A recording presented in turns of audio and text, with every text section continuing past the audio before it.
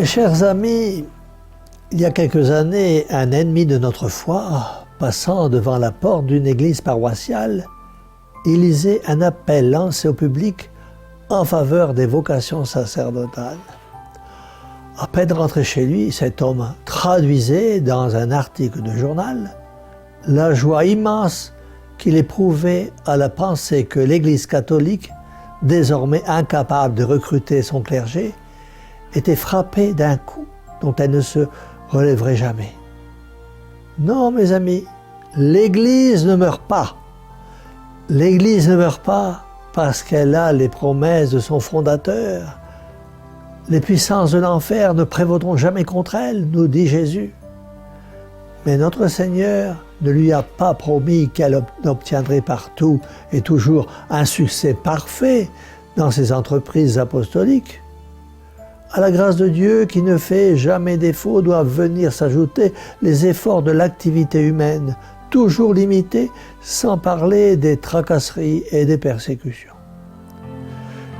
Le trop petit nombre des ouvriers de l'Évangile est l'un des principaux obstacles au progrès de la foi, en étendue comme en profondeur.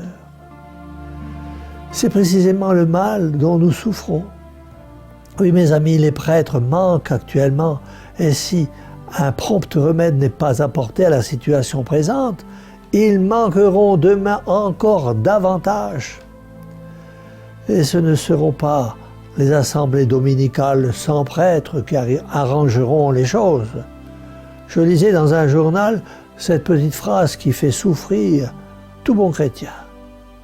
Les assemblées dominicales sans prêtres, mais aussi les funérailles et bientôt peut-être les baptêmes, les mariages, constituent un enjeu pour l'avenir de l'Église.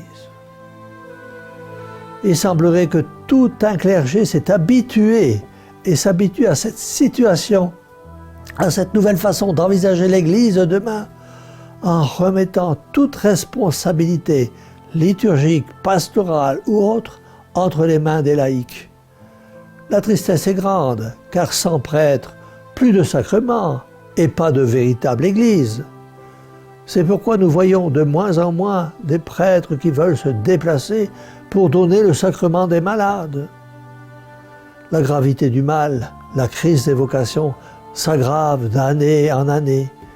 Il serait à souhaiter que le clergé et les fidèles comprennent la gravité du mal, qu'ils unissent leurs efforts, leurs prières et leurs aumônes pour avoir bientôt la consolation de voir les séminaires se repeupler. Pourquoi donc, mes amis, se préoccupe-t-on si peu du recrutement sacerdotal? À mon avis, pour 3 raisons.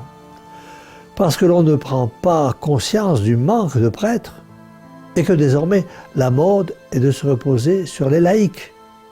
Parce que l'on ne prie pas assez la mère du sacerdoce, la Vierge Marie.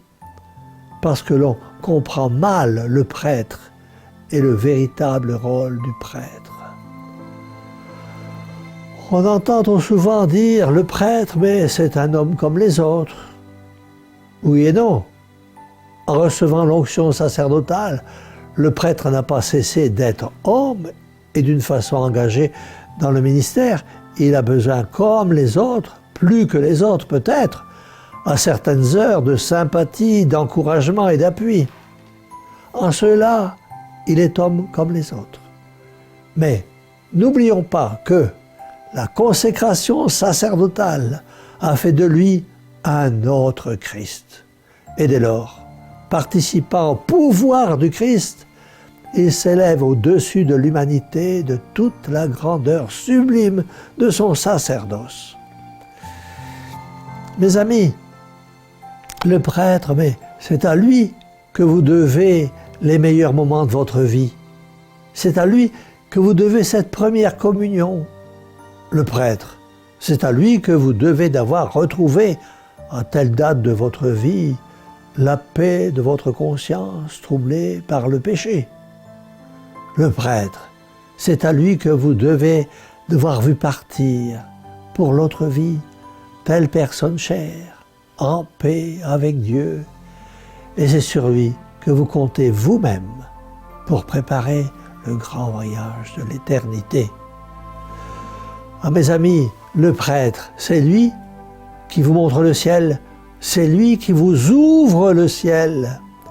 C'est pourquoi je vous demande aujourd'hui de prier beaucoup pour les vocations sacerdotales et religieuses. Mes amis, la très sainte Vierge le dit souvent, les temps sont très mauvais. L'Église manque de vocations saintes, fidèles et généreuses. Il faut donc beaucoup prier, beaucoup souffrir pour obtenir des ouvriers pour la moisson, pour l'immense moisson, car les âmes se perdent. Qui donc, si ce n'est le prêtre, qui les ramènera dans le droit chemin qui conduit à la vie éternelle? Je terminerai en vous citant les écrits du Saint-Père Jean-Édouard Pope de Belgique, qui vécut profondément son sacerdoce et qui ne fut pas épargné par la persécution. Seigneur Jésus, faute d'une levée de saints prêtres, comment recueillons-nous le fruit de votre mort en croix, de votre Eucharistie, du sang que vous avez répandu? Nous perdons les enfants, envoyez-nous de vos prêtres. Les pauvres s'égarent et s'enlisent dans leur sort. On les oublie, envoyez donc vos prêtres. À quand les prêtres à votre image, Jésus? À quand les prêtres pour les pauvres? À quand les prêtres des mansardes, les prêtres des petits, les prêtres des taudis? Quand donc viendront-ils? Ne voyez-vous pas, Seigneur, que d'innombrables âmes se fourvoient dans l'esprit du monde, par légèreté et soif de jouissance, par indifférence, jusqu'à l'infidélité et l'incrédulité? Jésus, donnez-nous des prêtres animés de l'esprit des apôtres, pauvres parmi les pauvres, petits avec les petits. Quand donc viendront-ils? Les prêtres vivant parmi les pauvres, les prêtres allant de porte en porte, cherchant les brebis dans les banlieues de misère et de péché. Que tarde-t-il à venir, Seigneur? Encore pour des milliers d'hommes, votre sang paraît avoir été versé en vain. Le monde court-il à son anéantissement spirituel? Est-ce la faute des enfants si leurs parents sont inaptes à leurs tâches et si leurs prêtres ne sont pas des saints? Seigneur, c'est vous qui envoyez les prêtres, les vôtres. Envoyez-nous donc de vrais prêtres, les pauvres, les saints. Si vous les envoyez, les petits pourront être sauvés, les innombrables pauvres trouveront abri dans votre amour, et vous les garderez saufs pour l'éternité. Souvenez-vous de vos souffrances, Jésus. Souvenez-vous de votre amour et de l'innocence de ces petits. Envoyez-nous vos prêtres. Mère, montrez que vous êtes notre mère, des prêtres, Jésus, de vrais prêtres.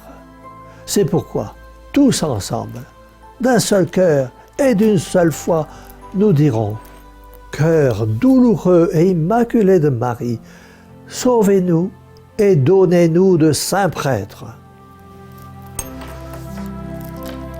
Et que la bénédiction du Dieu Tout-Puissant, Père, Fils et Saint-Esprit, descende sur vous tous et y demeure à jamais.